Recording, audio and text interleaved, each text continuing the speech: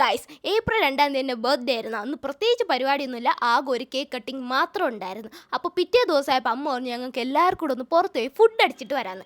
ഈ ടോപ്പാണെങ്കിൽ എൻ്റെ ബർത്ത്ഡേ അന്ന് ഡ്രസ്സ് എടുക്കാൻ പോയപ്പോൾ അവിടുത്തെ ആൻറ്റി ഗിഫ്റ്റായിട്ട് എനിക്ക് തന്നെയാണ്. അപ്പോൾ എങ്ങനെയാണ് ഫുഡ് അടിച്ചിട്ട് വന്നാലോ? എവിടെ പോയി ഫുഡ് അടിക്കും എന്നുള്ള യാതൊരു പ്ലാനിങ്ങും ഇല്ലാതെയാണ് ഞങ്ങൾ ഇറങ്ങി തിരിച്ചത്. കാറി വെച്ചായിരുന്നു ഇതിൻ്റെ ഡിസ്കഷൻ തന്നെ തുടങ്ങിയത്. അപ്പോൾ ഇതിലൊന്നും ഉൾപ്പെടാതെ ഒരാളിരുന്ന് ഫോണിൽ കുത്തിക്കൊണ്ടിരിക്കണം.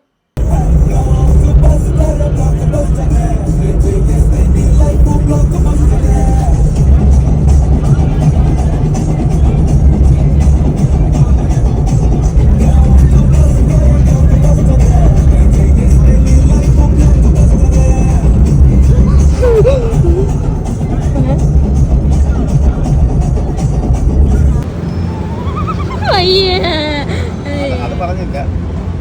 പറഞ്ഞ അവിടെ വില കുറവാണ്.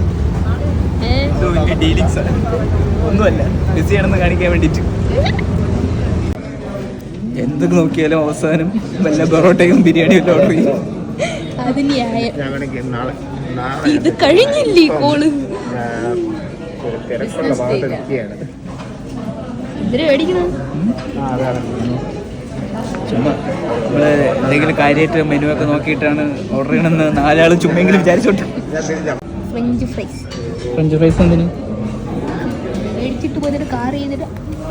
ഓ, വന്നിട്ട് അരമണിക്കൂർ എതിരായിട്ട് മെനു പഠിച്ചു തീർന്നില്ലല്ലോ. ഏതെങ്കിലും പറഞ്ഞ് ഓർഡർ ചെയ്യടി, സമയം പോണ്. അതിന് നീ തീരുമാനമാക്കി എന്തൊരു വേണം കഴിക്കാൻ. പിന്നെയും തുറന്നു നോക്കണം.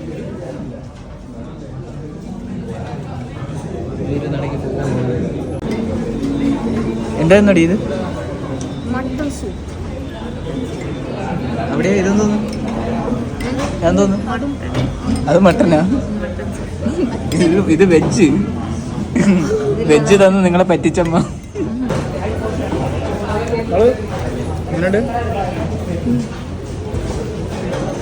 എങ്ങനെ എവിടെയോ ഹാപ്പി? അയ്യേ, മാളവിന് ഒറ്റയ്ക്ക് എടുക്കാൻ അറിഞ്ഞൂടാ.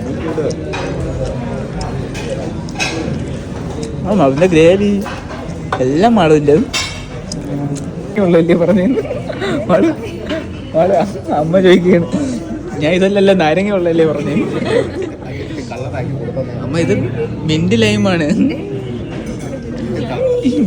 ഞാൻ എൻ്റെ വീട്ടിലെ നാരങ്ങ ഉള്ള ഇങ്ങനെ അല്ലെന്ന്. 1825. എത്ര? 1825.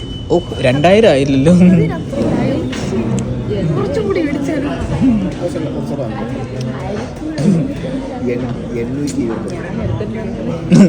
അമ്മ 1500 രൂപ എടുത്തോണ്ട് വന്നുള്ളൂ.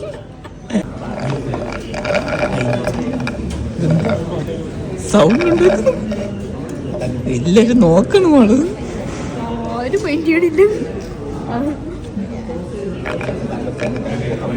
സൗണ്ട് ഉണ്ടാക്കാൻ പറ്റിയ ചേട്ടൻ. അയ്യേ, ഫുഡെല്ലാം കഴിച്ച് കഴിഞ്ഞ് കൈ കഴുകാൻ പോയപ്പോഴത്തേക്കാണ് നല്ലൊരു മിറർ കണ്ടത്. ഇനി കുറച്ച് നേരം അതിൻ്റെ ഫ്രണ്ടിൽ കിടന്ന് ഷോ ഇറക്കിയില്ലെങ്കിൽ വല്ലാത്തൊരു സമാധാനക്കേടാ.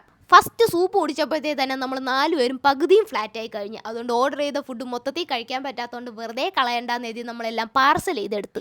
ഇനി നേരെ വീട്ടിൽ പോകണോ അതോ വേറെ എങ്ങോട്ടെങ്കിലും പോകണമെന്ന് എഴുതിയിരുന്നപ്പോഴാണ് പെട്ടെന്ന് അമ്പലത്തിലെ ലൈറ്റ് മനസ്സിൽ വന്നത്. ഇങ്ങോട്ട് വരുന്ന വഴിക്ക് ചെറുതായിട്ടൊരു മിന്നായം പോലെ കണ്ടത്. എന്നാൽ പിന്നെ ഫുള്ളും കണ്ടിട്ട് പോകുന്ന എഴുതി നമ്മൾ നേരെ കാർ അങ്ങോട്ടേക്ക് കയറ്റി. അവിടെ ഗാനമേള ഉണ്ടായിരുന്നു. ചേട്ടന്മാരൊക്കെ ആണെങ്കിൽ റോട്ടിൽ നിന്ന് ഡാൻസ് കളിക്കുന്നുണ്ടപ്പോൾ നമുക്ക് കൊതിയായിരുന്നു. പുറത്തിറങ്ങി ലൈറ്റൊക്കെ കണ്ട് പാട്ടൊക്കെ ആയിട്ട് പതുക്കെ പോകുന്നു. പക്ഷെ കാർ പാർക്ക് ചെയ്യാനുള്ള ഇടം കിട്ടാത്തതുകൊണ്ട് നമ്മളെല്ലാം കാറിൽ കണ്ടിട്ട് നേരെ വീട്ടിലോട്ട് പോയി.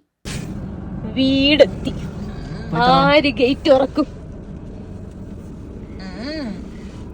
ഗേറ്റ് തുറക്കണില്ലേ ചേട്ടാ? ഇറങ്ങ ചേട്ടാ, ആര് ഗേറ്റ് തുറക്കും?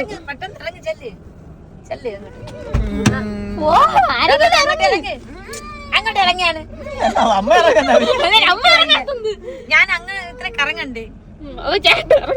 ഞാൻ വണ്ടി ഓടിക്കും.